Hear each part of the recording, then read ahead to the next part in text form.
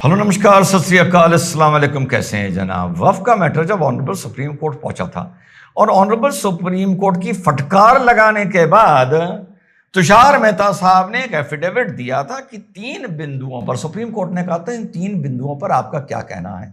3 बिंदु कौन से थे? पहला था power to denotify the waqf property. जो वक्फ बाय यूजर है यानी जिसके कागज नहीं है, सरकार चाहे इंक्वायरी के बाद उसको डी नोटिफाई कर सकती है। दूसरा था काउंसिल, वक्फ काउंसिल और वक्फ बोर्ड में गैर मुस्लिम मेंबर कितने होंगे। और तीसरा था अगर किसी वक्फ प्रॉपर्टी के अगेंस्ट कोई कंप्लेन पड़ती है तो डीएम अपनी इंक्वायरी करने के बाद उस प्रॉपर्टी का वक्फ का स्टेटस खत्म कर सकता है। ये 3 बिंदु मेन थे और इस पर सब खुश होने लगे थे जब सरकार ने एफिडेविट दिया था कि भैया जब तक ये मैटर पे कोई फाइनल इंटरिम ऑर्डर नहीं जा जाता है हम इन तीनों चीजों को नहीं छेड़ेंगे। आपके भाई ने 3 वीडियो बनाए थे, तीनों में दिखाया था कि लॉलीपॉप बना हुआ है, कि ये लॉलीपॉप दिया गया है। धरातल पर एंड पर कोई भी चीज यहां पर कामयाब होने नहीं जा रही है, या अगर जाएगी तो बहुत थोड़ा बहुत cosmetic changes honourable supreme court करेगा। तो कल साहब इसकी डेट थी, जस्टिस मसई, जस्टिस गवाई साहब, चीफ जस्टिस साहब बैठे थे, सब रोला लगा हुआ था। सिंघवी साहब भी थे, सुफियान साहब भी थे, आपके सिब्बल साहब भी थे। तो पहले सिब्बल साहब को बात करने का मौका दिया गया। इससे पहले सिब्बल साहब बात करते तुषार मेहता साहब ने लॉर्डशिप से बोला कि इन्हीं 3 मुद्दों पर आर्गुमेंट होना चाहिए कि इंटरिम मिलेगा या नहीं मिलेगा, यानी स्टे। अभी तक स्टे नहीं मिला है, वो मौखिक सिर्फ एक आदेश था कि स्टे मिलेगा नहीं मिलेगा। 3 मुद्दे कौन से? एक power to denotify waqf by user, दूसरा काउंसिल और बोर्ड में नॉन मुस्लिम मेंबर्स कितने होंगे, और तीसरा पावर ऑफ डीएम कि अगर कोई कंप्लेन आती है तो इंक्वायरी के बाद आप अगर वक्फ की प्रॉपर्टी है तो आप उसका वक्फ का टाइटल छीन सकते हैं जब तक कि मैटर लिटिगेशन में रहे। तो तुषार मेहता साहब ने यह सजेस्ट किया तो सिब्बल साहब ने कहा नहीं, 54 में ये मैटर आर्गुमेंट नहीं होगा, पूरा आर्गुमेंट होना चाहिए। सबसे बड़ी गलती ये कर गए सिब्बल साहब, मुझे सही बता रहा हूं मेरे साथियों और मुसलमान भाइयों, ध्यान से सुनना। जितना मैंने 25 साल में सुप्रीम कोर्ट की प्रोसीडिंग देखी है और कुछ वकील जिन पर तुम बहुत यकीन करते हो, तुम्हारा जाकर वहां आर्ग्यू करते हुए देखा है, हमेशा इन्होंने आखिर में तुम्हारा नुकसान करवाया है और तुम्हारी वाहवाही भी ली है। यही मुझे ये लग रहा है। जब मैं सुप्रीम कोर्ट को समझता हूं तो क्या सिब्बल साहब और सिंघवी साहब नहीं समझते होंगे? ऐसा कैसे हो सकता है मेरे भाई?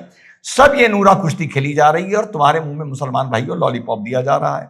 तो सिब्बल साहब ने कहा नहीं, पूरे पे आर्गुमेंट होगा। तो कोर्ट ने कहा चलिए भैया पूरे पे आर्गुमेंट कर लीजिए।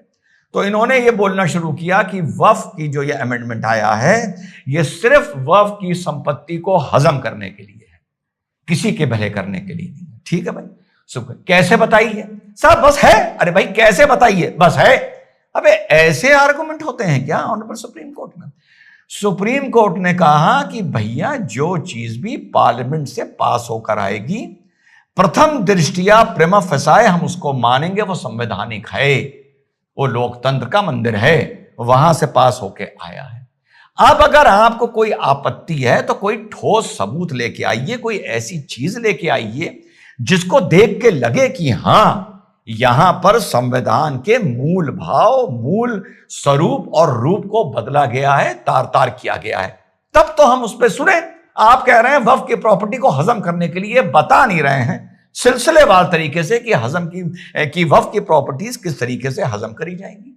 रजिस्ट्रेशन की बात पे भी ये फंसने जा रहे हैं साहब। कोर्ट ने पूछा ये बताइए कि वक्फ की प्रॉपर्टी को रजिस्टर करना अनिवार्य था?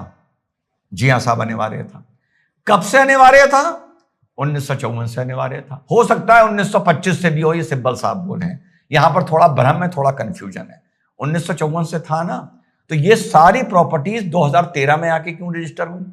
जितनी भी ये वक्फ बाय यूजर हैं 2013 में आके 100% से ज्यादा उछाल कैसे आ गया आपके वक्फ की प्रॉपर्टीज में? इसका भी कोई जवाब नहीं है। अब ऑनरेबल सुप्रीम कोर्ट ने बोला है कि इस पर बहस होगी कि वक्फ की प्रॉपर्टीज को रजिस्टर करना अगर अनिवार्य था तो वो रजिस्टर क्यों नहीं की गई, और ये कहीं नहीं लिखा है कि अगर रजिस्टर नहीं की जाएंगी तो उसके क्या मायने होंगे। तो अब ऑनरेबल सुप्रीम कोर्ट में इस बात पर बहस होगी आने वाले वक्त में कि जो प्रॉपर्टीज रजिस्टर नहीं करी गई, पहले तो क्यों नहीं करी गई, और अगर क्यों नहीं करी गई तो अगर नहीं करी गई तो उसका फाइनल, उसका खामियाजा उस प्रॉपर्टी को कैसे भुगतना पड़ेगा या नहीं भुगतना पड़ेगा। दूसरी बात आई साहब कि ये एक प्रोविजन है कि गवर्नमेंट चाहे कि किसी भी प्रॉपर्टी को प्रोटेक्शन एक्ट में, मॉन्यूमेंट प्रोटेक्शन एक्ट में डाल सकता है, एएसआई के अधीन ले जा सकता है। इसमें कोर्ट ने पूछा भाई इसमें क्या प्रॉब्लम है? कि साहब बहुत प्रॉब्लम है, हमारी प्रॉपर्टी चली जाएगी। कोर्ट ने कहा ना, आप ये बताइए कि अगर कोई प्रॉपर्टी एएसआई के अधीन आती है, एंशिएंट मॉन्यूमेंट एक्ट के अधीन आती है, तो क्या वहां पर अगर आप नमाज पढ़ते हैं तो आपकी नमाज बंद हो जाएगी? तो कोर्ट ने कहा हम कितने मंदिर गए हैं, हम खजुराहो गए हैं, ये सारी एंशिएंट मॉन्यूमेंट एक्ट के अधीन आती हैं, एएसआई के अधीन आती हैं, हमने तो वहां पर लोगों को पूजा करते हुए देखा है। तो आप कैसे कह सकते हैं कि एएसआई के अधीन अगर कोई चीज आ गई है तो उसका रूप स्वरूप बदल जाएगा और उसकी आस्था में आप, जिसकी भी वहां आस्था थी उसको वहां जाके पूजा पद्धति नहीं करने दी जाएगी? तो इसका जवाब भी सिब्बल साहब के पास कोई नहीं था। और बल्कि ये बात सामने आई कि जब एक मैटर, एक बिल्डिंग, एक स्ट्रक्चर आर्कियोलॉजिकल सर्वे के अधीन चला जाता है, मॉन्यूमेंट प्रोटेक्शन एक्ट में आ जाता है, तो उसके बाद तो बड़ी अच्छी बात है कि उसकी मेंटेनेंस भी सरकार, टैक्स पेयर, एक्सचेकर के पास चली जाती है। जैसे संभल की जामा मस्जिद, और संभल की जामा मस्जिद का भी मैं एग्जांपल दिया कि वो आर्कियोलॉजिकल सर्वे के अधीन आती है, पर वहां क्या आपकी नमाज रोकी गई है? बल्कि और अच्छा है, वहां की रंगाई पुताई अब सरकार करा रही है, जो इससे पहले मस्जिद की जिम्मेदारी थी। तो अगर कोई प्रॉपर्टी प्रोटेक्शन एक्ट में जाकर वक्फ के बाहर आ रही है, लेकिन उसका रूप स्वरूप नहीं बदल रहा है, चाहे वो कोई भी जगह हो, तो उसका मेंटेनेंस भी सरकार के पास है, तो आपको इसमें क्या प्रॉब्लम है? इसका भी कोई जवाब नहीं था। फिर कहने लगे साहब इन चीजों पर, अब वापस उन तीनों पर आ गए, इन चीजों पर स्टे लगा दीजिए।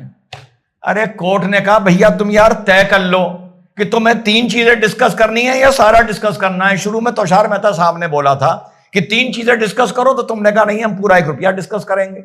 अब 1 रुपया डिस्कस करने के बाद तुम फिर उस चवन्नी अठन्नी पर स्टे मांग रहे हो, 10 पैसे पर, 5 पैसे पर।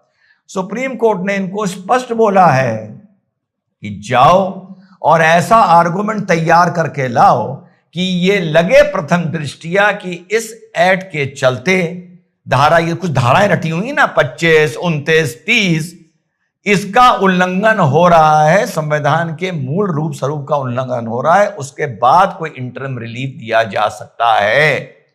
और दबाव आप पर भी बहुत है, दबाव हम पर भी हो रहा है, तो वक्फ को लेकर जल्दीबाजी ना करिए।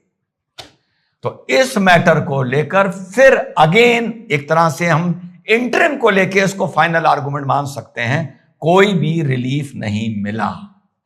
जितना साथियों फैक्ट बताऊं, मैं सुप्रीम कोर्ट को सोच के चल रहा था कि दूसरी या तीसरी बहस में कॉस्मेटिक दिखाने के लिए ये सिब्बल साहब को कुछ रिलीफ दे देंगे, लोगों को खुश करने के लिए या फिलहाल सेटिस्फाई करने के लिए। यार यकीन जानो ऑनरेबल सुप्रीम कोर्ट ऐसा लग रहा है फिलहाल कि वो तक देने को तैयार नहीं है।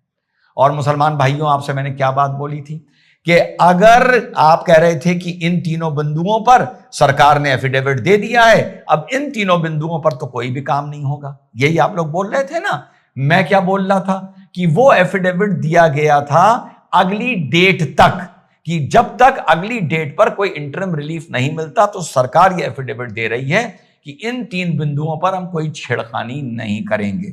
ठीक, और ये भी मैंने आप लोगों को बोला था क्योंकि अब अगली डेट में इंटरिम रिलीफ नहीं मिला, तो ये जो एक मौखिक रिलीफ मिला था, जो एफिडेविट दिया गया था, इसका क्या होगा? वो अभी तक मजधार में पड़ा हुआ है कि उसको कोई डिस्कस करने वाला ही नहीं है। और उत्तर प्रदेश में वक्फ की नाम पर जो जमीनों पर कब्जा किए थे, वहां बुलडोजर चलने शुरू हो गए हैं। यही बात आपका भाई मुसलमानों आपसे कह रहा था कि ये कोई रिलीफ नहीं है, ये लॉलीपॉप दिया गया है। और आप लोग इनबॉक्स आके मुझे कह रहे थे देख स्टे हो गया, पूरा मीडिया आप लोगों को बता रहा था स्टे हो गया। अगर याद करिए ईमान से, स्टे 3 प्रोविजंस पे स्टे, सुप्रीम कोर्ट ने लगाया स्टे। आपका भाई कह रहा था वो स्टे नहीं है, वो सिर्फ एक मौखिक रिक्वेस्ट करी गई है और सरकार ने एक एफिडेविट दे दिया है। इंटरिम रिलीफ या स्टे बिल्कुल अलग चीज है। आखिर में जब मैं ये वीडियो बना रहा हूं तो फाइनली चौथी बहस में स्टे वक्फ अमेंडमेंट एक्ट की किसी भी धारा के किसी भी बिंदु के खिलाफ नहीं मिला है। मुझे लग रहा था शायद 1-2 चीजों के खिलाफ मिल जाए कॉस्मेटिक, लेकिन वो भी नहीं मिला है और उत्तर प्रदेश में तोड़फोड़ शुरू हो गई है। अब बताओ मुसलमानों, तुम सिब्बल पे ज्यादा यकीन करोगे या रिजवान अहमद पे ज्यादा यकीन करोगे? जय हिंद, वंदे मातरम, खुदा हाफिज।